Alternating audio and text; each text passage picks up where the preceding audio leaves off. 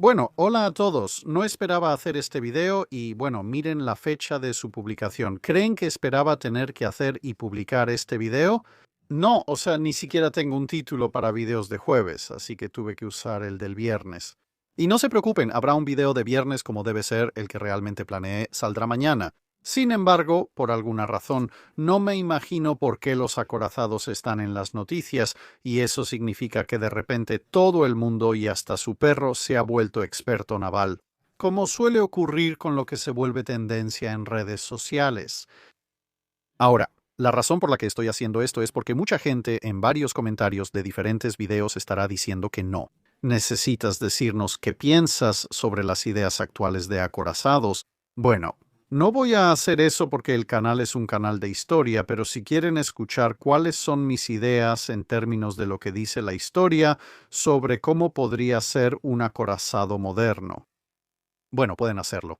Bueno, algunos de ustedes vendrán a la conferencia en el HMS Belfast y para aquellos que no puedan, bueno, podrán ver las grabaciones de esas cosas que se presentarán cuando estén disponibles. Decido publicarlas en algún momento del año nuevo y me gustaría que quede constancia de eso. Claro, para quienes han seguido los anuncios de la conferencia, ya tenía planeado hablar sobre cómo debería ser un acorazado moderno en ese evento. Antes de estas travesuras, dejando eso de lado, volvamos a la historia.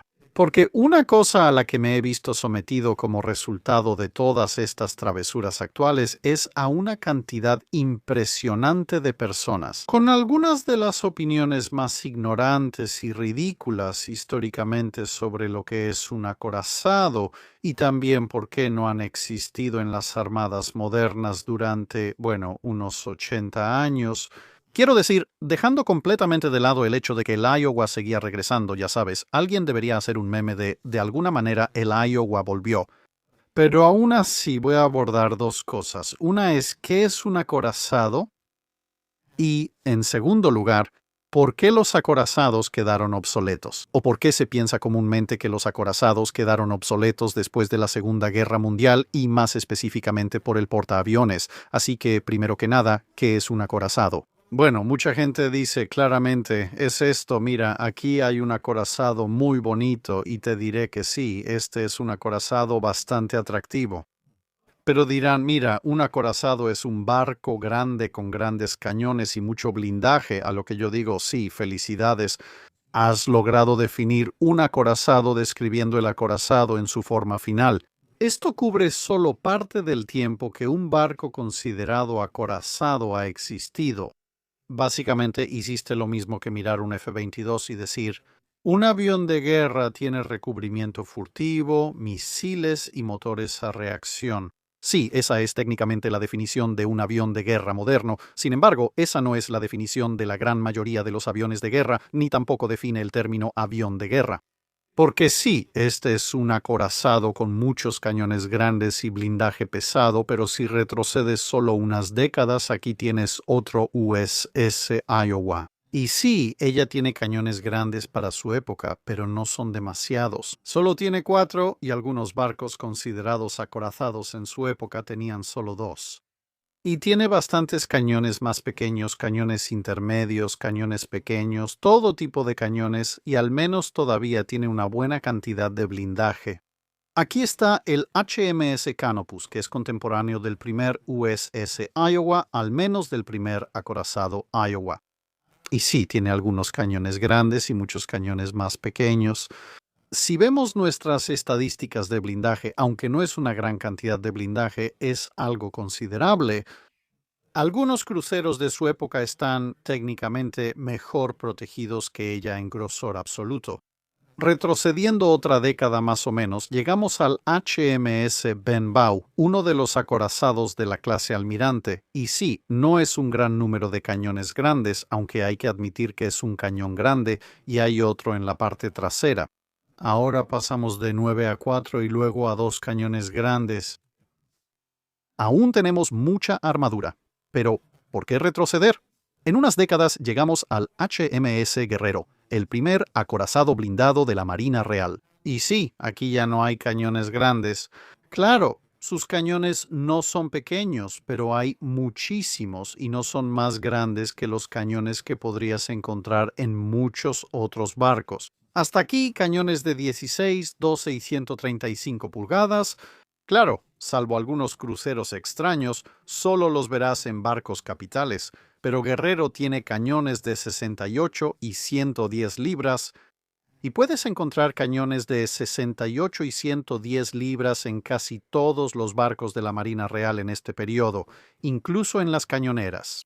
Ahora, claro, ella tiene más de estos cañones que la mayoría de esos otros barcos, pero aún así no son más grandes que los de los demás. Igual que los cañones de antiguos buques capitales, pero si retrocedes algunos años antes del Guerrero, verás barcos así. Este es el HMS Duque de Wellington, pero puedes usar cualquier navío de línea. ¿Y qué tenemos aquí?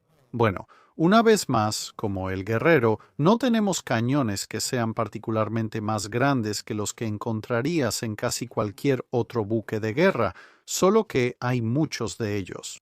Y de hecho, si retrocedemos aún más, unas cuantas décadas hasta la época de la batalla de Trafalgar, aquí están Busenta, Redu, Tableau Victoria y Santos Matrinidad.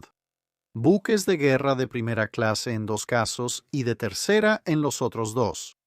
Hay cañones de 32 y 36 libras, además de 24, 18 y 12 libras. Algunas fragatas tienen cubiertas con cañones más pesados que otras. Por ejemplo, la cubierta superior con cañones de 12 libras.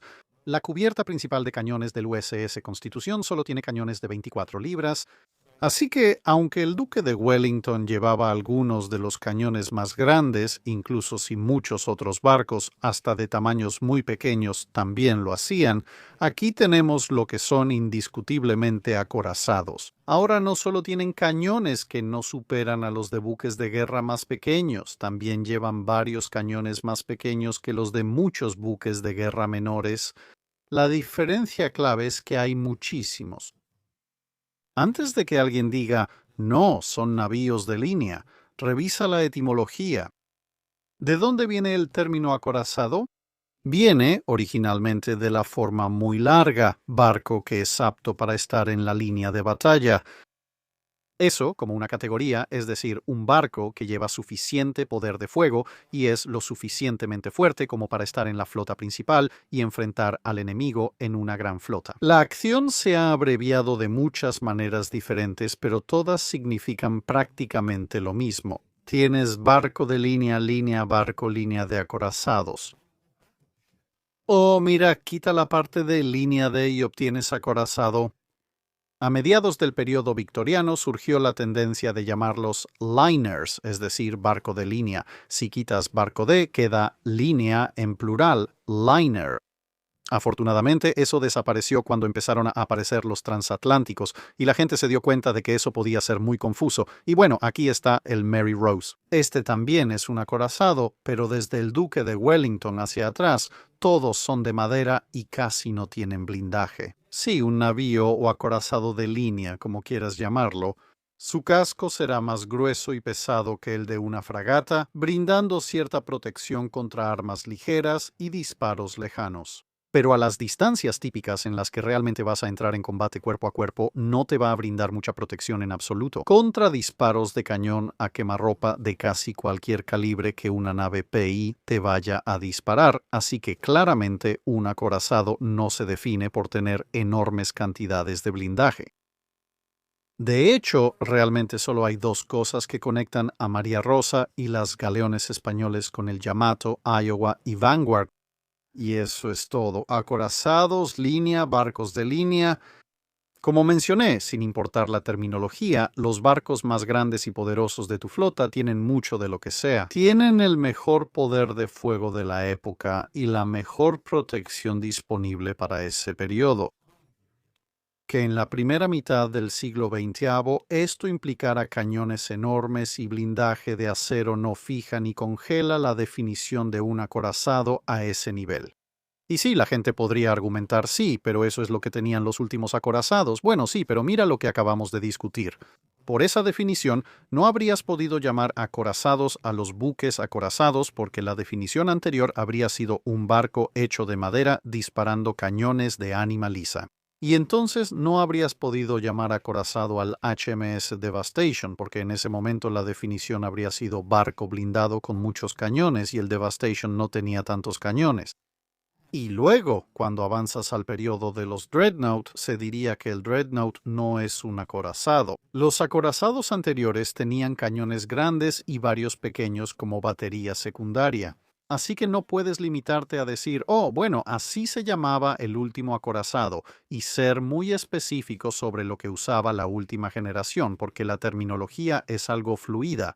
Así que, para resumir, acorazado, en el sentido más estricto de la palabra, simplemente significa un gran buque de guerra, con lo mejor en potencia de fuego actual y lo mejor en protección actual. Si un barco cumple ese requisito, se puede decir que es un acorazado. Si no cumple esos requisitos, no es un acorazado. Pero no tiene que tener cañones de artillería enormes ni grandes placas de blindaje si eso no representa lo último y lo mejor en potencia de fuego y protección. Entonces pasamos a lo que supuestamente hizo obsoletos a los acorazados. ¿Por qué la mayoría de la gente dejó de usarlos después de la Segunda Guerra Mundial? ¿Y por qué las naciones que los conservaron rara vez los usaron en combate en primera línea como antes? Bueno, mucha gente dirá que fue el portaaviones o los aviones o una combinación de ambos, y ciertamente se puede decir eso. El portaaviones reemplazó al acorazado como la principal unidad pesada en varias armadas para proyectar poder en el extranjero desde la segunda mitad del siglo XX y en el siglo XX-XXI. ¿Pero por qué sucedió esto? ¿Quizá porque los acorazados eran muy lentos? No, los acorazados más rápidos tenían la misma velocidad que los portaaviones más rápidos.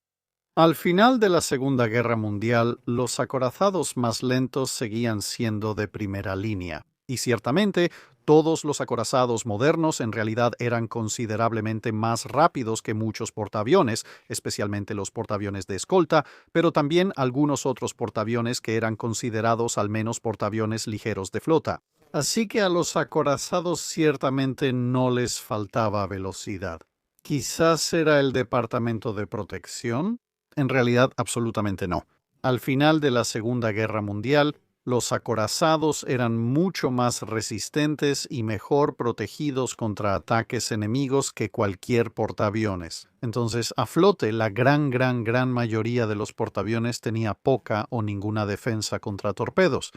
Y bueno, bastantes portaaviones están en el fondo del océano precisamente por eso.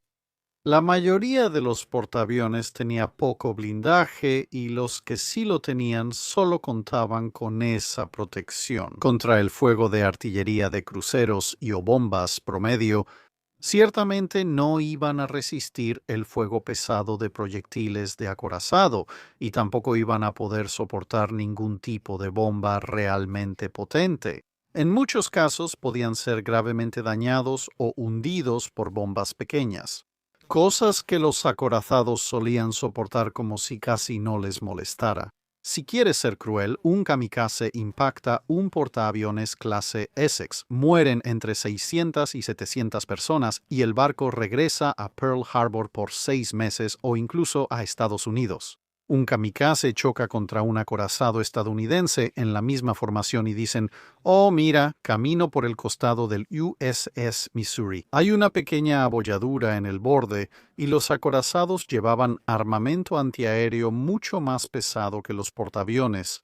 Por eso, una de las mejores estrategias en la batalla del Mar de Filipinas o Gran Masacre de las Marianas fue esa. Pongamos los acorazados al frente para que los japoneses los ataquen. Hay pocas posibilidades. En realidad podrán hacerles mucho daño porque la mayoría serán derribados por el fuego antiaéreo y los pocos que logren pasar no podrán causar mucho daño porque los acorazados tienen gran protección. Si esa misma oleada japonesa ataca a los portaaviones, podría ser peor. Y sí, por supuesto, antes de que la gente empiece a comentar, claro. En la batalla del Mar de Filipinas, los Hellcats también demostraron ser muy letales contra los aviones japoneses que se acercaban. Pero notarás, por los registros, fotos y videos de la batalla, que hubo una cantidad ridícula de Hellcats involucrados. No lograron evitar que aviones japoneses alcanzaran acorazados y portaaviones de Estados Unidos. Por eso hay muchas fotos de las grandes nubes planas que levantó la línea de acorazados. Luego los portaaviones y escoltas hicieron lo mismo para atrapar rezagados. Entonces, ¿será tal vez la potencia de fuego? Porque, bueno, velocidad, protección, potencia de fuego, esas son las cosas que, en términos generales, constituyen un buque de guerra a un nivel básico. Bueno, técnicamente no. Un acorazado siempre vencerá en un duelo de artillería a un portaaviones. Pregúntenle a Gloriosa o a los escoltas atrapados en la batalla de Samar. ¿Qué es exactamente lo que sucede cuando terminas dentro del alcance de los cañones de un acorazado, siendo tú un portaaviones? Entonces, ¿por qué todos dejaron de usar acorazados y empezaron a usar portaaviones? Bueno, básicamente se reduce a una sola cosa, un subconjunto de la categoría de poder de fuego, y eso es el alcance.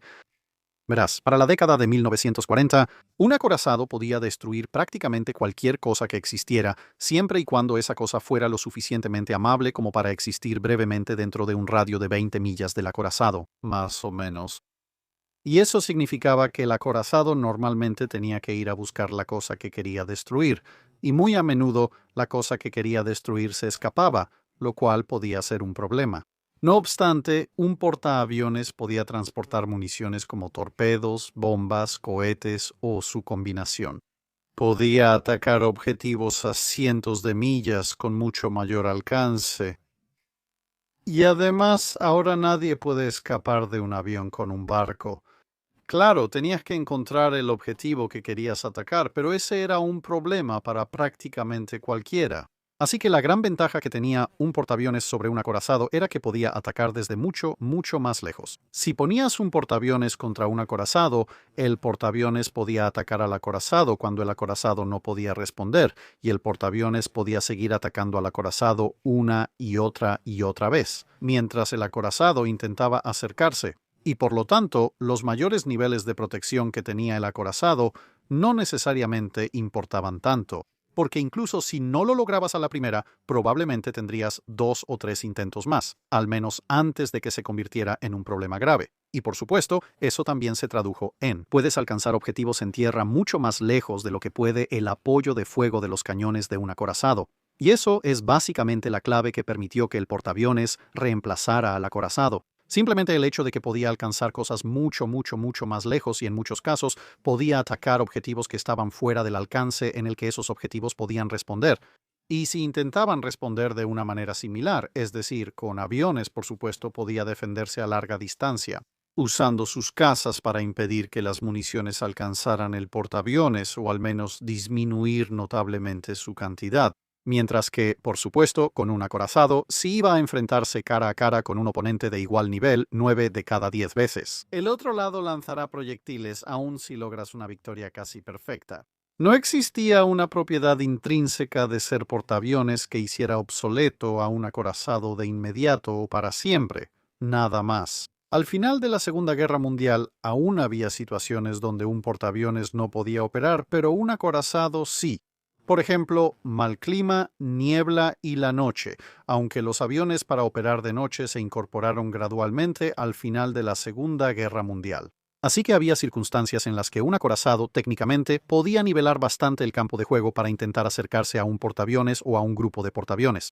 Eran limitadas y dependían de condiciones temporales que, con el avance tecnológico, se volvieron ventanas más pequeñas. En ese punto, la pregunta para los acorazados es: ¿tienes alguna manera de igualar o superar la distancia de ataque de los portaaviones o de superar enormemente al portaaviones en términos de defensa aérea? En ese caso, los acorazados dejarían de estar obsoletos. Sorprendentemente, al revisar los planes de acorazados estadounidenses de la posguerra, como mostré en videos anteriores, ¿qué hallas? Acorazados antiaéreos y programas para crear municiones guiadas de mayor alcance. Abordando esos dos problemas, pensé en tratar rápido los dos ejemplos más comunes que podrían mencionarse. No digo que los portaaviones eliminen a los acorazados, por ejemplo, el hundimiento del HMS Príncipe de Gales. No, técnicamente ese no es un ejemplo de obsolescencia del acorazado por aviones, ya que no hubo portaaviones involucrados. Si recuerdas el video sobre el 4 y su pérdida, muestra cómo la mala inteligencia puede causar cualquier cosa. En este caso fue un acorazado y un crucero de batalla. Si te dicen que el enemigo no puede alcanzarte y no tienes apoyo externo de casas, recuerda que eso es lo que te dicen. Entonces, aunque el Príncipe de Gales y el Repulse fueran portaaviones, no tendrían patrulla aérea ya que creían que nadie podía alcanzarlos hasta que aparecieron aviones. El ataque te habría golpeado antes de tener suficientes aviones en el aire. Sí, fue una falla de inteligencia, no por ser un acorazado, y luego pasando al tema de acorazado contra portaaviones. Yamato fue hundido esta vez por aviones de portaaviones, específicamente por sus aviones. También el destino de su barco gemelo Musashi un poco antes en la guerra. Sin embargo, como he dicho antes en el canal, si sumas el tonelaje de los portaaviones que atacaron a Yamato, solo considerando los dos grupos de tarea principales, estamos hablando de más de 200.000 toneladas de tonelaje de portaaviones frente a las más de 70.000 toneladas de Yamato. 200.000 toneladas de cualquier buque de guerra habrían hundido al Yamato. Igualmente convincente, quiero decir, estamos hablando del mismo tonelaje. Eso equivale a los 4 Iowa, los 6 acorazados rápidos estadounidenses restantes o toda la serie King George V más el Warspite. O 100 destructores clase Fletcher, y si vas a decirme que 6 acorazados rápidos, 4 Iowa o 100 Fletcher, ¿no habrían tratado con el Yamato de manera increíblemente rápida e increíblemente decisiva? De hecho, posiblemente más rápido y más decisivo que 200.000 toneladas de portaaviones y sus aviones. Está bien, si quieres creer eso ahora, 70.000 toneladas, es decir, 2 portaaviones clase Essex con sus aviones pudieron detener al Yamato antes de que se acercara demasiado. Es un ejercicio mental bastante interesante de considerar, pero de todos modos, obviamente, el Yamato fue hundido. Esto demostró que la Marina de Estados Unidos terminó la Segunda Guerra Mundial con todos los portaaviones. Todo ese asunto lo confirma. Podemos atacarte a muy larga distancia y realmente no puedes hacer mucho al respecto aparte de absorber el daño. No me malinterpretes. No digo que fuera un error usar portaaviones en vez de acorazados como tu principal buque de guerra. En, la segunda mitad del siglo XX, avanzando hacia el XXI, como mencionamos, hubo buenas razones para que esto sucediera, aunque no son definitivas. No es el fin del mundo. Razones que ves que la gente menciona muchísimo en Internet. Todos los tipos de buques de guerra han tenido su época dorada y luego fueron superados por otros.